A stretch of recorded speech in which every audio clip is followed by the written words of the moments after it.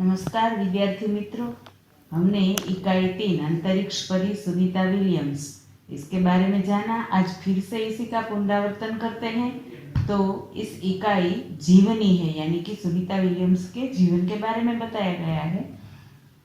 इस इकाई की लेखिका है डॉक्टर कोकिला पारेख। डॉक्टर कोकिला पारेख का जन्म 1954 गांव उवारसद, जिला गांधीनगर में हुआ था। उन्होंने एमए, एमफिल और पीएचडी किया था। गुजरात विद्यापीठ से शिक्षा प्राप्त करके गुजराती और हिंदी दोनों भाषाओं में लेखन कार्य भी किया है। अध्यापन कार्य और समाज सेवा में भी विशेष योगदान है।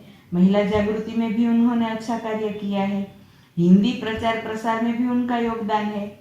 आजकल डॉक्टर कोकिला पारेख गुजरात विद्यापीठ अहमदाबाद में रीडर के पद पर कार्यरत है, यानी कि कार्य कर रहे हैं।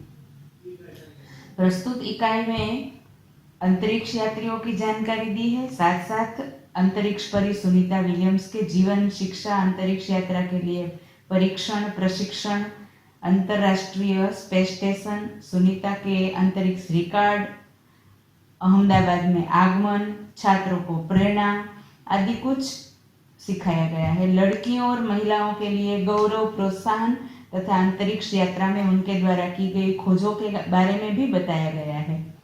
तो सबसे पहले सुनते हैं सुनीता विलियम्स। सुनीता विलियम्स मूल भारतीय है, यानी कि उनका जन्म भारत में नहीं हुआ है, किंतु उनके पिता दीपक भाई पंड्या मेहसाणा जिले के जुलासण गांव में जन्मे थे। अहमदाबाद में उन्होंने माध्यमिक और उच्चतर माध्यमिक शिक्षा प्राप्त की थी। डॉक्टर हुए। डॉक्टरी सेवा देकर 1960 में वे सदा के लिए अमेरिका गए। अमेरिका के मैसाचुसेट्स राज्य में कार्लमाउथ में न्यूरोसर्जन थे। उन्होंने युगोस्लाविया की युवती युर्सबाइन बोनी उनके साथ शादी की थी और उनके 3 बच्चे थे, जय, दीना और सुनीता। सुनीता सबसे छोटी। सुनीता का जन्म 19 दिसंबर 1965 को अमेरिका के ओहियो में हुआ था। अब अमेरिका में पली थी तो वहाँ का वातावरण मुक्त था, इसलिए पहले से ही उनमें साहसिक वृत्तियां उभर सकी थी। बचपन से ही दौड़, स्विमिंग, घुड़दौड़, बाइकिंग, स्नोबोर्डिंग, धनुर्विद्या जैसे साहस भरे खेलों में भाग लेती थी। मेहनती थी। घर वाले उसे प्यार से सुनी कहते थे। क्या हुआ कि 6 साल की सुनीता ने अमेरिकी यात्री नील आर्मस्ट्रॉन्ग को चांद की धरती पर उतरते देखा, यानी कि टीवी में देखा। तब से मन में निश्चय कर लिया था कि मुझे कुछ ऐसा कर दिखाना है। बचपन का संकल्प उसने साकार किया। कैसे किया? तो पहले उसने शिक्षा ली। कैसी शिक्षा? तो हाई स्कूल की शिक्षा मैसाचुसेट्स से हुई। भौतिक विज्ञान में स्नातक किया, अनुस्नातक किया और इससे पहले नेवल अकादमी में व्यावसायिक अनुभव के लिए जुड़ी। इसके बाद नेवी में एविएशन ट्रेनिंग में कमीशन अधिकारी, बेसिक डिवाइंग ऑफिसर का पद मिला। वहां हेलीकॉप्टर प्रशिक्षण प्राप्त किया, ऑफिसर इंचार्ज बनी।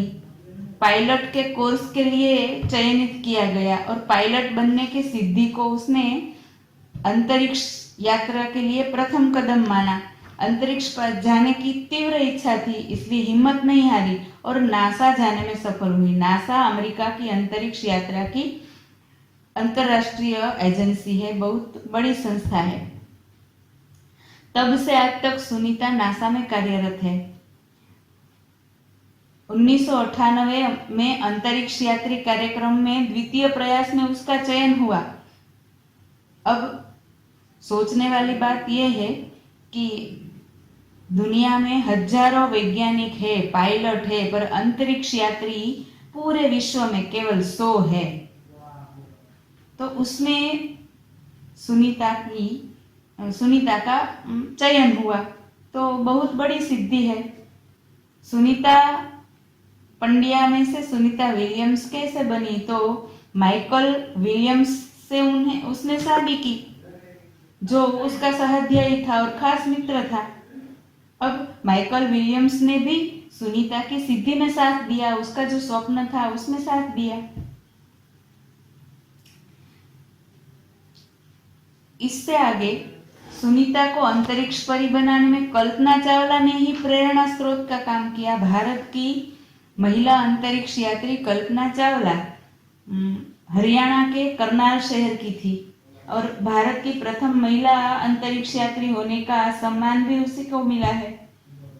और एक यात्री है राकेश शर्मा, वह भी भारत के प्रथम अंतरिक्ष यात्री है।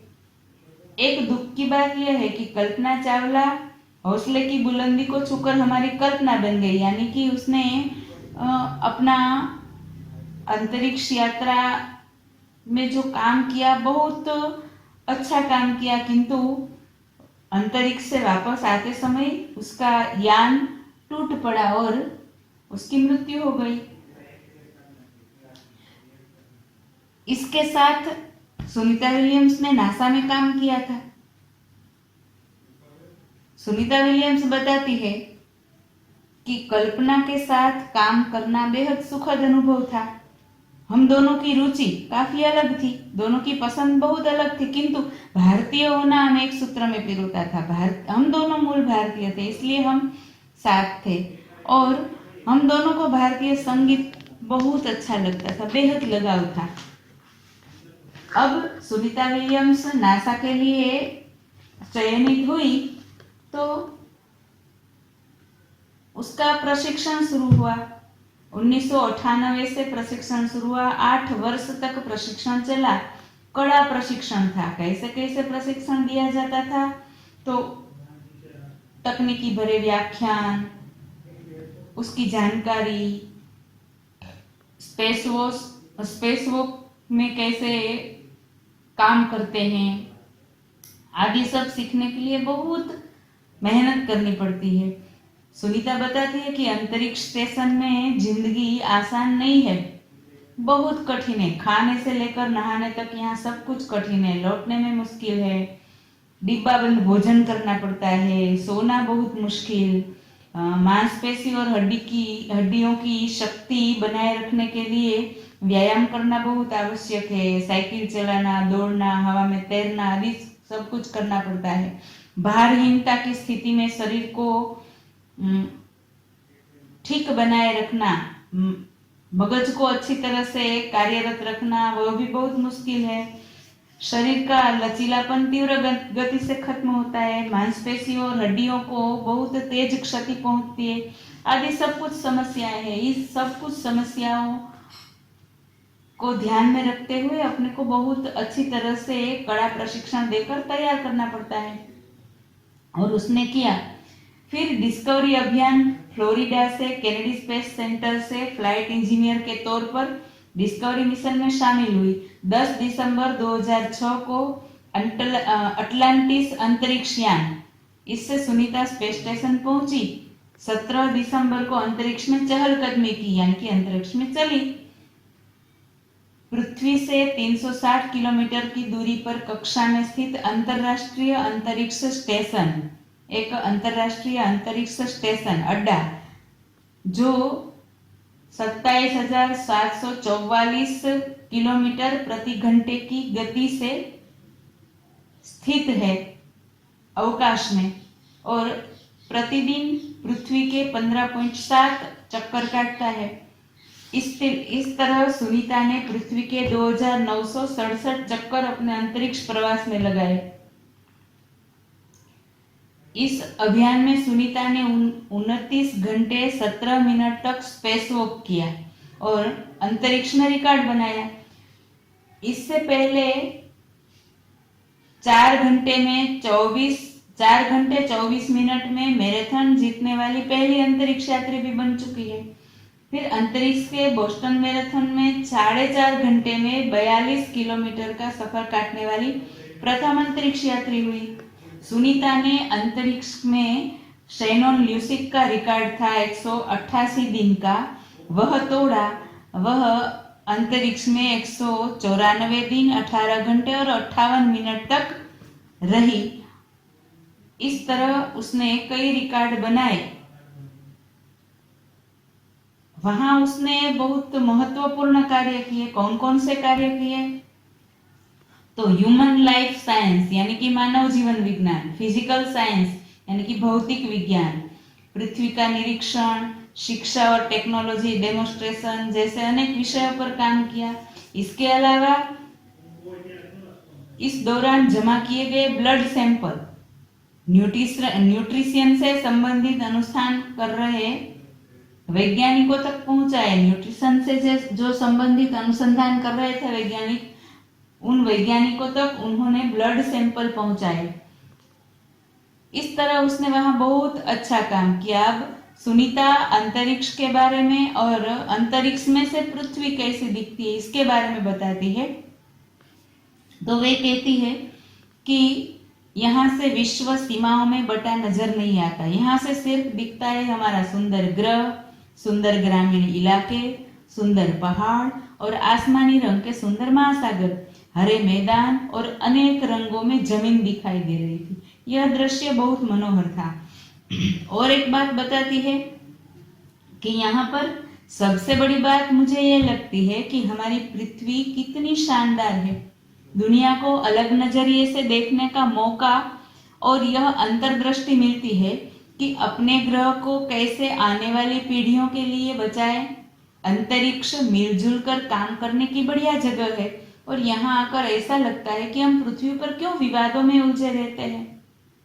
सुनीता की ये सब बातें हमें बराबर से याद रखनी चाहिए और उसके ऊपर हम जो भी जितना भी कर सके करना चाहिए। अब 19 जून 2007 को सुनीता का यान यानी कि अटलांटिस यान सुनीता समेत 7 अंतरिक्ष यात्रियों को लेकर धरती की ओर रवाना हुआ और तब पूरा विश्व सुनीता की सकुशल वापसी के लिए प्रार्थना कर रहा था। 22 जून 2007 को सुनीता की वापसी हुई और सुनीता के आश्चर्यजनक कार्य से भारतीयों और गुजरातियों का सर ऊंचा हुआ। हम कह सकते हैं कि यदि नारी को सर्वोच्च स्थान पर बिठाना है तो सुनीता की तरह साहसी और महत्वाकांक्षी बनना होगा। अब जून को सुनीता अवकाश में से वापस आई। फिर 20 सितंबर 2007 को अहमदाबाद आई और विद्यार्थियों से सब लोगों से मिली। अहमदाबाद हवाई अड्डे पर अमेरिका से एक हवाई जहाज में आई और अहमदाबाद में या मानो अटलांटिस यान पृथ्वी पर आ रहा हो ऐसी उत्तेजना थी, क्योंकि उसमें सुनीता आ रही थी। महिलाएं किसी भी क्षेत्र में पीछे नहीं है, उच्च से उच्च पद पर आसीन तो है ही, परंपराओं की बेड़ी को तोड़कर अपने अस्तित्व को साकार रूप दे रही है। इस तरह सुनीता ने भारत की प्रतिष्ठा को गौरवान्वित किया है और हम भी इसी को ध्यान में रखते हुए हमारे देश की नारियों को बहुत अच्छी तरह से सम्मान देंगे और उनको प्रोत्साहन देंगे। नमस्कार।